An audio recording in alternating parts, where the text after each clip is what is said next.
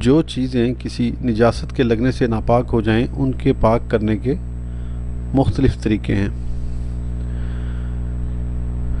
دھونے سے، پانی اور ہر بہنے والی چیز سے جس سے نجاست دور ہو جائے دھو کر نجس چیز کو پاک کر سکتے ہیں۔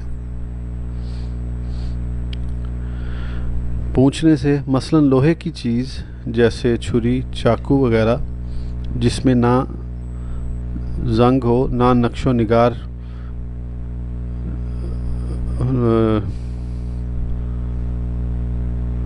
نجس ہو جائے تو اچھی طرح پونچھ ڈالنے سے پاک ہو جائے گی۔ نجاست خواہ دلدار ہو یا پتلی، یوں ہی ہر قسم کی دھات کی چیزیں پونچھنے سے پاک ہو جاتی ہیں۔ ہاں اگر نقشی ہوں یا لوہے میں زنگ ہو تو دھونا ضروری ہے۔ کھرچنے یا رگڑنے سے مثلاً موزے یا جوتے میں